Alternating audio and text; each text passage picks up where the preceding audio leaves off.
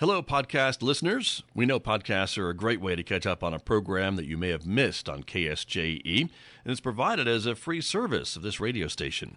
But you know, KSJE is now listener-supported, and so while you enjoy this podcast, we hope that you'll also take some time to join KSJE.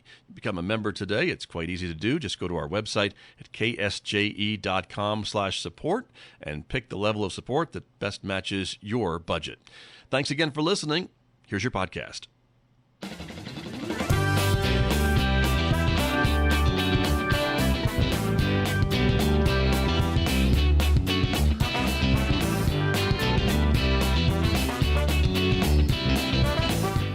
Hi, everyone. I'm Scott Michlin with another edition of KSJE On the Road. Today, we are on the road at the Farmington Museum to give you a sneak peek at the new Lowrider Culture exhibit, which has been put together by the Smithsonian Institution, and also some local additions as well. We're going to be talking with Nathan Augustine. He is the director of the Farmington Museum right after this with more KSJE On the Road.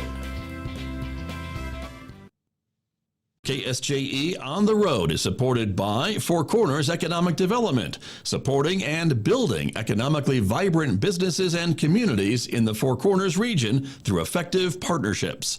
FORSED is a public-private partnership that unites county and municipal governments with its member businesses and other resource partners to build the intentional economic future of San Juan County. Learn more about the ways FORSED is helping existing businesses thrive and grow and attracting new businesses to the community at the number 4cornersed.com. This corner of the world is our corner.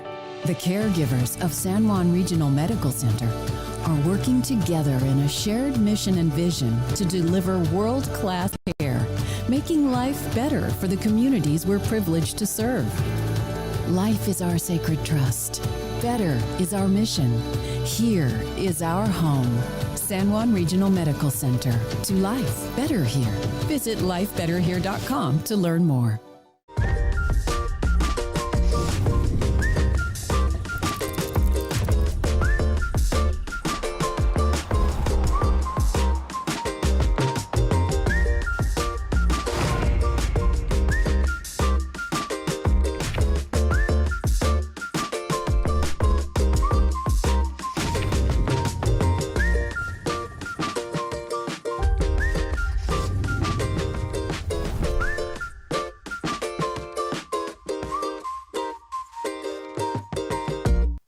KSJE On the Road is supported by San Juan County, building a stronger community since 1887. San Juan County includes the San Juan County Sheriff's Office, San Juan County Fire and Rescue, San Juan County Office of Emergency Management, and Riverview Golf Course in Kirkland. The mission of San Juan County is to provide responsible public services through the direction of the County Commission, while striving to be professional, courteous, and committed to improving the quality of life for citizens that it serves. Learn more at sjcounty.net. There are days when the weight of the world is heavy on your shoulders.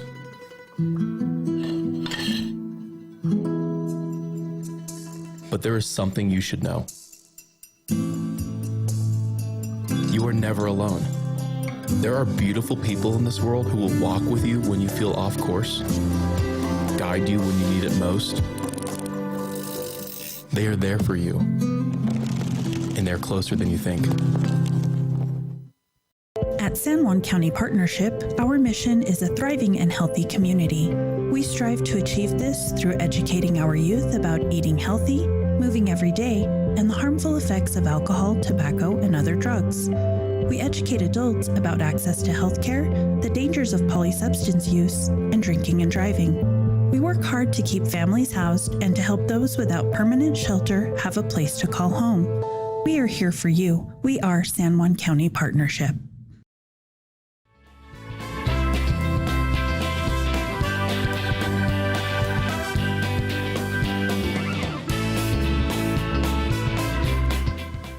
And welcome back to the Farmington Museum. I'm Scott Michlin, along here with Nathan Augustine, the director of the Farmington Museum. Thank you for letting us invade your exhibit here. My pleasure, absolutely. It's a beautiful looking exhibit, and I want to talk to you a little bit about it and all the shiny things that I can see from my vantage point right here in the exhibit hall. But this exhibit's been open for a little over a week, maybe?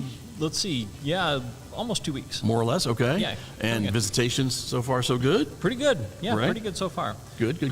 And word is getting out, I'm sure, Yes, about it absolutely. too.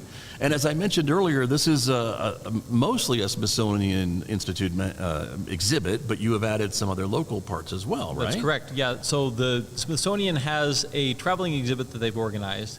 It's all about photography and video talking about lowrider culture. Mm-hmm. And as part of that exhibit, they invite the local museums that are borrowing this exhibit to involve the local lowrider community and bring actual lowrider cars and motorcycles, in our case, into the exhibit. And we've done that, and we also have bicycles in the lobby. Right.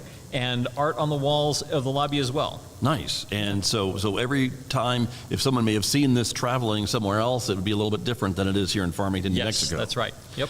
And Yeah. how cool is that? And so you and your staff reached out, I guess, to try to add some of these extra elements? Yeah, we met with three of the local lowrider car clubs in Farmington itself, and had them help us identify some of the most famous lowrider vehicles in New Mexico, and we've got them. So Nice. they're all here. One of them is right behind you That's as right. we're Yeah, we're that's speaking. A beautiful Cadillac, I can Right. tell from here, Yeah. and but it's much more the Cadillac, right? Absolutely, yes. This is Arthur Lolo Medina's Cadillac. It's called Lowrider Heaven, and he's owned this car for over 35 years. It's meticulously and extensively painted with scenes from the life of Christ and the resurrection and everything about, his take on Catholic culture and Catholic love of Sure. Jesus Christ. Right. Yeah. And things personally important, I guess, Right, to exactly. the owner as well, right? Yep. Which is what a lot of these represent too. Absolutely. Very true. And, Yep. and they're so beautiful. I don't know if I'd even want to drive it, right? To get, dirt on it or what have you. But this is a labor of love, I think, for a lot of these Absolutely. individuals, right? Oh, very much. Very, very much. Yeah, it's all about showing their culture and putting their hearts and souls literally into these vehicles. Exactly. And so, again, you mentioned that there are motorcycles and automobiles and Right. bicycles. And all of this is part of the culture, and so it must have been fun to try to investigate and meet some of these groups and talk to some of these folks and get Yeah. them involved with the exhibit. Yes, we've been meeting with these three car clubs, members of these three car clubs, for over a year. And it's been fascinating to hear their stories and to just hear their passion and their enthusiasm for doing this. It's not really the kind of crowd that normally attends a museum, but they were really, really excited about being here and being included here. Yeah, I would think so. And again, it's not just about the vehicles; it's about the culture, and it's so much deeper than just Yes. that surface of the vehicles and the Right. motorcycles, right? Yeah, absolutely. I'm looking at a sign on the wall over here that says, "To me, it's everything: family, friendship, and brotherhood." And that's really how deep it goes. It permeates every aspect of their life. Right. And from New Mexico standpoint, I mean, again, to have someone, a group from the Smithsonian coming in from Washington, D.C., I would imagine, and try and investigate, I imagine their research budget for an exhibit like this is pretty extensive, and they pretty much go through and cross all the T's and dot all the I's and do a great job of putting together the basics of this exhibit. Right. Yes. And it's kind of coincidentally positive, but in doing their research and in developing this exhibit, they learned about how important lowrider culture is to New Mexico. Right. So they hired a local photographer, local to New Mexico. She Sure. lives in Espanola. Right. Gabriela Campos. The epicenter, I would think, Right. of culture, lowrider culture in their state. Yeah, absolutely, yes. And so her photography is featured in this exhibit that the Smithsonian put together, and that photography includes the lowrider car, the Cadillac Lowrider Heaven behind me. Nice, seeing it out in its element and where it's been Right. exhibited, I guess, or driven and things like that then, huh? Right, yeah. Very cool. And to start off this exhibit too, I must say, and folks may remember either being here for the opening weekend, you had a lot of activities here, a car show here as well. Yep. I think you told me on the radio over 5,000 people? Yeah, About that day? 5,500 people, which is probably the largest single-day event that the museum has ever held. How about that, Yeah, right? pretty cool. And I would think, again, as you mentioned, for the culture, the lowrider culture here in San Juan County, they maybe not get a lot of attention, and maybe they're excited about it, maybe a little wary of it, but what was the reaction? Oh, they were all over it. They were so excited about it. Lowrider culture is headquartered in New Mexico in Española. Right. But it's everywhere. All the major cities have groups and have people. So it's really been, it's a statewide phenomenon. Right. You know, and we had cars here from Albuquerque, from Española, from Farmington, of course, as well.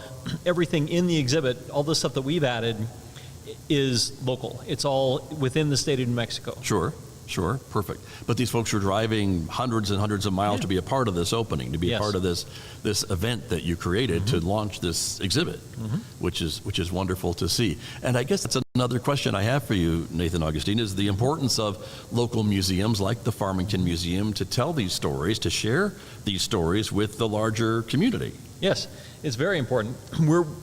Our goal as a museum is to celebrate there are three dominant cultures in the Four Corners area. Right. There's the Anglos, the Hispanics, and the Navajo. Well, and other Native American tribes as well. Sure. For us, the largest group is the Navajo. And historically, we haven't served the Hispanic population really much at all. So this is our first real deep foray into celebrating Hispanic culture. And the Farmington Museum, we talked about it not being the headquarters of lowrider culture in New Mexico, but we're the only institution in the state that's hosting this exhibit. How about that? So, yeah. Very exciting. And so how old is the exhibit? Is it recently been created by the Smithsonian and gone on Yes, tour? it's only been in existence for about 2 years. Okay. Yeah. And that's relatively new in museum terms. In museum terms, that's very new. Yes. So that makes a lot of sense, but that's Yep. great. Do you imagine that other museums may take notice and maybe get it on their schedules down the road? They can't. Oh. We're the second to last venue. I Then see. the whole Smithsonian exhibit goes home to Washington, D.C., and it's done. I see. And so they will either make it and put it into the museums in Washington, I guess, or break it up and maybe do Break it up something and else with it archive or it, something. yeah, but basically, this is yeah. one of the last chances to see it, I Right. guess, is what you're saying. Yes, absolutely. How Yep. about that? Well, good job you for Thanks, getting yeah. getting it on the schedule and getting it here. Because again, I know there's a whole lot of other things that go along with traveling exhibits and coming in semi trucks or crates and insurance and everything else, right? That you need to Absolutely. be aware of Yeah. for things like Very this. much. And certainly the actual vehicles and the artifacts. That's another thing again that I'm sure the owners want to make sure that you've got them roped off and no one's going to Yeah. touch them and no one's going to mess with them and all of that while they're in your Right. care. Right. Yes. That's Yeah. just Museum 101. Right. And so, Exactly. so there you are. Yeah. And so as part of the culture, as you were saying, there's just so much more to it than just the vehicles and things like that. Usually there's some music playing in the background while we're talking in this exhibit. This is the largest exhibit hall at the museum, so you Yes. pretty much filled it from Filled what it, I yeah, can pretty see much, yeah. of everything that we're looking at. And so it's great to have space like this to do something like this, isn't it? Oh, yeah, we're very fortunate to have space this large and access. To get a car into an exhibit gallery takes a little bit of work, and Yeah. fortunately the museum building is built in a way that made that actually fairly easy. Sure. Well, not just one car, you've got Right. several. We've So got three, yes. Yeah, so there's plenty of room for that, but it's Yep. really great to be able to see them and kind of see them from all different angles Mm-hmm. and just see the love and care that goes into these vehicles that get them just in such pristine condition, and you can tell that just a labor of love, as I said, Yeah. to be able to do that. So that's a great thing to be able to do as well. And so this is here until July? July 25th, that's Okay. right. Yep. And so just a few weeks for folks to be able to see it, and then it goes back in the truck, basically, Basically. right? And you plan something new for this space. Exactly. Is yes. what'll be happening. But any other programming in addition? I think you do pretty regularly, right? Yes, To have things yeah. that are connected to this exhibit. Exactly. Yes. Every Saturday through the entire run of the exhibit, there's going to be a lowrider car in front of the building that one of the local club members has brought over just to show off and to attract attention. Nice. And we also have some sort of demonstration or lecture or something like that happening. That's all on our website. You can check it out there. For example, this Saturday, Josh Duarte, who's a local pinstripe artist, and his pinstripe art is on some of these cars themselves and also out in the lobby here. Nice. And he's holding a pinstriping demonstration and class in the pavilion for us. Okay, wonderful. So if folks would like more details on how to do that, Right. It's beautiful work. And again, he'll be here to do that. And you've got other stuff throughout the run of the exhibit, basically, Absolutely, right? yes. It's wonderful. And so that's one thing that you've got planned to do. Is there some other things too that you've got up your sleeve? That's the most that we're planning on Saturday doing. events, right? After having the big kickoff public right. event, that took a lot out of us. Right, very true. Well, and some of the photos I wanted to ask you too about, because I could see them on the wall, and this is part of the Smithsonian part of this Correct. exhibit, Yep. which is maybe more of a national scope, I guess, and Yes. the culture Yeah. and how it's reflected nationally. Yep. And I can see photos from probably, well, that's New York City for sure. I can see Yeah. that across over your Yep. shoulder, but other points around the country, because as you said, in this culture, it's everywhere. It's everywhere, absolutely. Yeah. And celebrated everywhere. Yep. And very that's much. what this exhibit Yep. shows us, basically. And so that's what's really great to be able to see. I've seen folks here of just from setting up this afternoon, all ages, young, old, and again, I think it's an all ages type of show. Yes, very much. Go ahead.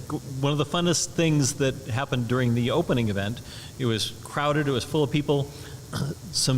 There were probably 24 sweet little old ladies who just loved this exhibit and raved about how beautiful it was and how much fun they were having seeing these wonderful cars. How cool, right? Very, very cool. Yep. Not your typical, who you might think would be your typical exhibit goer, I guess, but you never know in this business, I Well, suppose. the fun thing is we're getting people who don't usually come to museums here, and we're getting people who don't necessarily hang out at car shows here as well. Right. So we're really mixing those two groups together, and everyone's really loving it. Yeah, very true. Well, and that's a lot of, I think, part of the new definition of what a museum is. Yeah. And we've talked about that before, too, of being able to show these important kind of cultural things and historical things, and also interpret them and let us know what it is that we're looking at, Right. things like that, but also having some interactive, some programming and things that go along with it, some audio, video components as well, which is what you have in this exhibit. Right. All of Absolutely. these things. Yes. And really our goal is to bring communities, the communities within that make up Farmington together and increase their understanding of each other and make us all better friends and better community members. Sure, that's very true. And again, do you hope that maybe some folks from out of town will make the trip Oh, please. I hope so, yes. to come see it, or and other? we know they have, and will Already. continue to, yes, absolutely. Yes, and other visitors who are in town might say, "Oh, I didn't know Farmington Right. had a museum," or you Yes. know, and look at what they have. This high quality exhibit, which is, and plus your other things too. We should mention that Right. this is not the only thing to see Right. here at the Farmington Museum. There's plenty of other things as well. Right. Right now, we have our second gallery. It's divided in half, so it's normally there's two different exhibits there. One of them is closed right now because we're in transition. Right. But the other one is open. It's our regular permanent built by gas exhibit that tells kind of the story of Farmington, the boom town. Sure. Yep. Very true. And so that's part of what folks could be able to see. And then when this closes, what's your plans for this space, if I can ask you to look into the future a little bit? Well, when this is done, we're going to have an exhibit here called, you're making me I put you on the spot. put me on the spot. I'm sorry. It's Rediscovering Native America. Okay. Is the next exhibit that's coming in here, and it's an exhibit about Native American life and culture, current Native American life and culture throughout the United States. Okay. Yeah. This is another traveling exhibit that you've Yep. been able to get on the schedule. So Exactly. coming in and so talking about more than just the local tribes that maybe we're familiar with, but others as well. Others as well, absolutely. Got you. And so that'll be here Through the end of the year, basically. from midsummer to about end of the year. Yeah, more or When less. this one's done in July, you said. So right. very good. Well, lots of stuff going on. You're a Yes. busy guy.